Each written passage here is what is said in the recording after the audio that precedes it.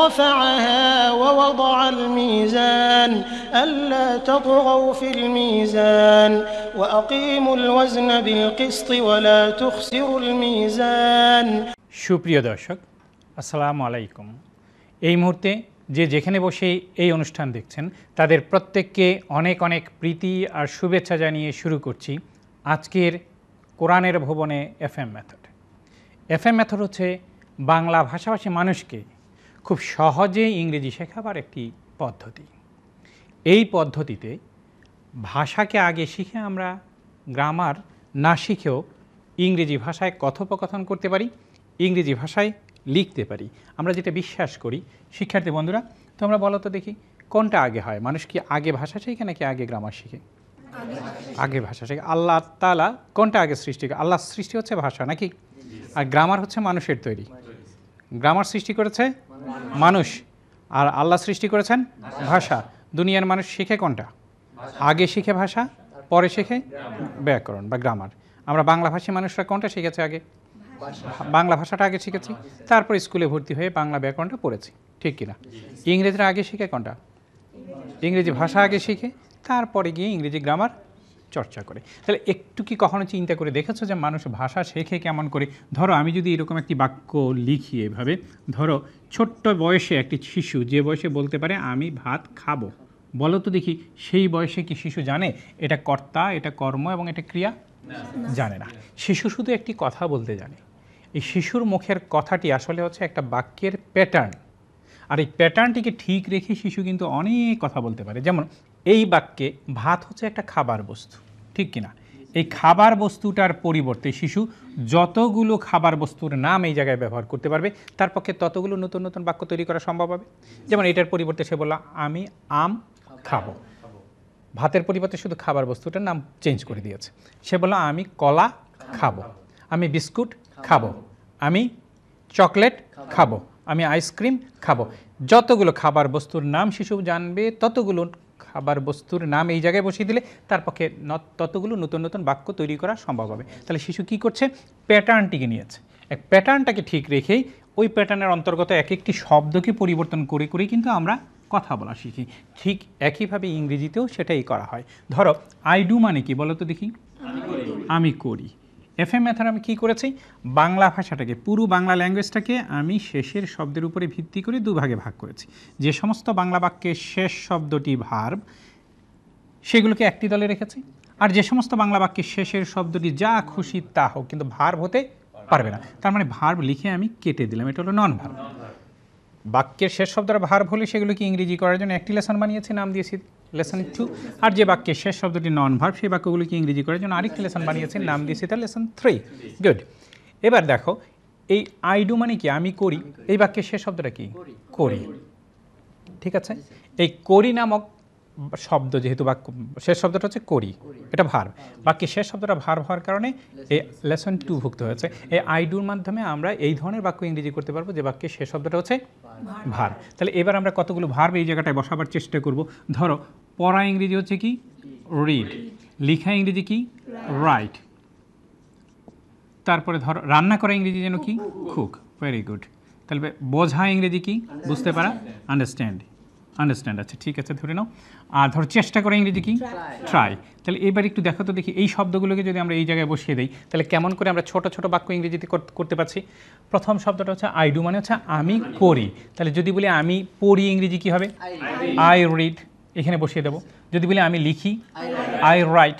যদি বলি আমি রান্না করি তাহলে আই কুক। যদি বলি আমি বুঝি তাহলে আই আন্ডারস্ট্যান্ড। যদি বলি আমি চেষ্টা করি, আই ট্রাই। আইয়ের জায়গাটা যদি চেঞ্জ করে ফেলি, যদি বলি তুমি, তাহলে আইয়ের জায়গা হবে তুমি ইংরেজি কি?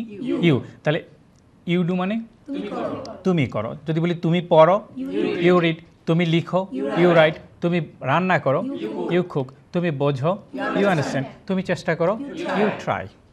যদি বলি সে করে, তাহলে আইয়ের জায়গায় যদি সে ব্যবহার করি তাহলে কি হবে? আইয়ের জায়গায় হয়ে যাবে হি। আইয়ের জায়গাটা হয়ে যাবে হি। কিন্তু ইংরেজি ভাষায় একটা নিয়ম আছে, সেটা হচ্ছে যদিও বলি আই ডু কিন্তু হি হলে হয়ে যাচ্ছে ডাজ। He does. দেখো এই যে ডাজ বললাম, এখানে এস বা ইয়ে যোগ করতে হলো। গ্রামারের ভাষায় বিশ্লেষণ করলে এটা কি করতে হয়? Third person singular number present indefinite টেন্সে ভার্বের শেষে এস কিংবা ই এ যোগ করতে হয়, তোমরা জানো। তাহলে প্রথম কথা হচ্ছে থার্ড পারসন। থার্ড পারসনটা জানতে হলে আমাদেরকে প্রথমে শিখতে হবে পার্টস অফ স্পিচ কাকে বলে, এটা কত প্রকার ও কী কী। পার্টস অফ স্পিচ হচ্ছে 8 প্রকার। 8 প্রকার পার্টস অফ স্পিচ শিখে আমরা পাবো এক জায়গায় গিয়ে প্রোনাউন। আবার এই প্রোনাউনের 8 রকমের ক্লাসিফিকেশন শিখে এক জায়গায় গিয়ে পাবো আমরা পার্সোনাল প্রোনাউন। এই পার্সোনাল প্রোনাউনের আবার 3 রকমের ক্লাসিফিকেশন শিখে পাবো first person, second person, third person. এই থার্ড পারসনের পরে আবার হলো সিঙ্গুলার নাম্বার। এই সিঙ্গুলার নাম্বার শিখতে হলে আগে শিখতে হবে নাম্বার কাকে বলে, নাম্বার কত প্রকার ও কী কী, প্রত্যেক প্রকার নাম্বারের সংজ্ঞা সহ উদাহরণ। নাম্বার হচ্ছে 2 প্রকার, সিঙ্গুলার এবং প্লুরাল। হলো থার্ড পারসন এবং সিঙ্গুলার। এই পর্যন্ত পেলাম আমি থার্ড পারসন, এই পর্যন্ত যখন শিখলাম তখন পেলাম সিঙ্গুলার নাম্বার। এরপর হলো present indefinite tense. Present indefinite tense সম্বন্ধে জানতে হলে আমাকে আগে শিখতে হবে টেন্স কাকে বলে, টেন্স কত প্রকার ও কী কী, প্রত্যেক প্রকার টেন্সের সংজ্ঞা সহ উদাহরণ। টেন্স হচ্ছে 3 প্রকার, এক একটা হচ্ছে 4 প্রকার, তার মানে টেন্স হচ্ছে মোট 3 4 12 রকমের। তাতে মানে কি হলো যে 33টি গ্রামেটিক্যাল আইটেম শিখতে হবে। এবার একটু চিন্তা করে দেখো তো 33টি গ্রামেটিক্যাল আইটেম আগে শিখে এই হি ডাজ এই এস বা ইয়ে যোগ হবে, এতটুকু শেখাটা কঠিন নাকি আমরা যদি চর্চা করে ফেলি হি এর পরে যে ভার্বটাই আসবে সেটাই ডাজ। যেমন ধরো ছোট্ট শিশু কি বলে, বাংলায় শব্দ আছে একটি ভার্ব হচ্ছে খাওয়া, ঠিক কিনা, খাওয়া।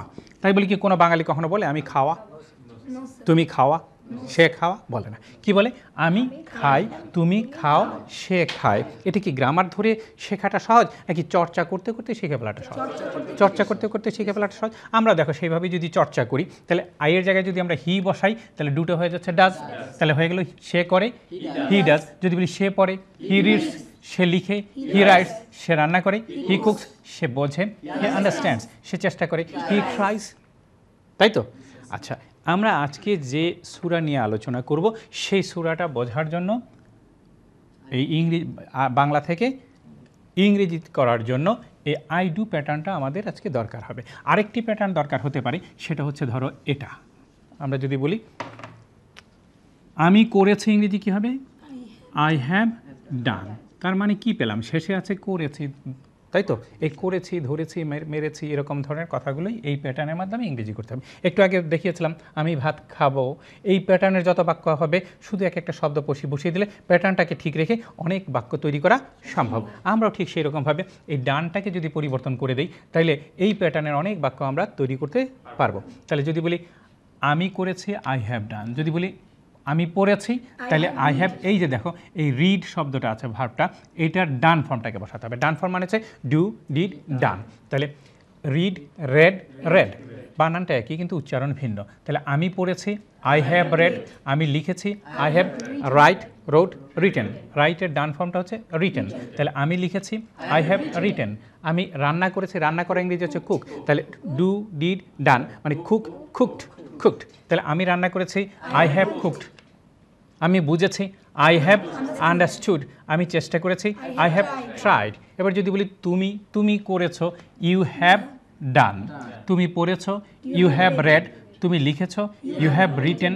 তুমি রান্না করেছো, ইউ হ্যাভ কুকড। তুমি বুঝেছো, ইউ হ্যাভ আন্ডারস্টুড। তুমি চেষ্টা করেছো, ইউ হ্যাভ ট্রাইড। যদি বলি সে, তাহলে আইয়ের জায়গায় যদি হি হয় তাহলে হ্যাভটা আর হ্যাভ থাকে না। ইংরেজি ভাষায় হ্যাভের হি এর সাথে হ্যাভ হয় না, হয় হ্যাজ। তাহলে সে করেছে, হি হ্যাজ ডান। বুঝতে পারছো? সে করেছে ইংরেজি কী হবে, হি হ্যাজ ডান। তাহলে সে পড়েছে, he has red, read, red, red. তাহলে সে লিখেছে, হি হ্যাজ রিটেন। যদি বলি সে একটি চিঠি লিখেছে, he has written a letter. যদি বলি সে একটি কোশ্চেন আনসার লিখেছে, he has written a question answer, an answer to the question, এভাবে বলতে পারি। সে রান্না করেছে, হি হ্যাজ কুকড। সে ভাত রান্না করেছে, হি হ্যাজ কুকড রাইস, ঠিক কিনা? সে মুরগি রান্না করেছে, হি হ্যাজ কুকড চিকেন। এরকমভাবে বলতে পারি। মাংস রান্না করেছে, খাসির মাংস, গরুর মাংস, এসব বহু কিছু রান্না করার কথা বলতে পারি। তাহলে সে বুঝেছে, হি হ্যাজ আন্ডারস্টুড। সে বিষয়টি বুঝেছে, he has understood the method. তাহলে সে চেষ্টা করেছে, হি হ্যাজ ট্রাইড।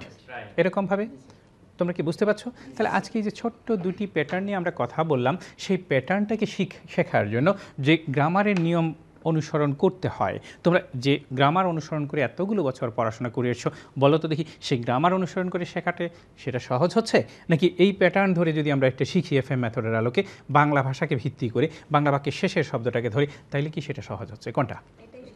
এটাই সহজ হচ্ছে। আচ্ছা, সুপ্রিয় দর্শক, সময় হলো একটা বিরতি নেবার। একটু পরেই আমরা আবার ফিরে আসছি। আশা করি ততক্ষণ আপনারা আমাদের সাথেই থাকবেন।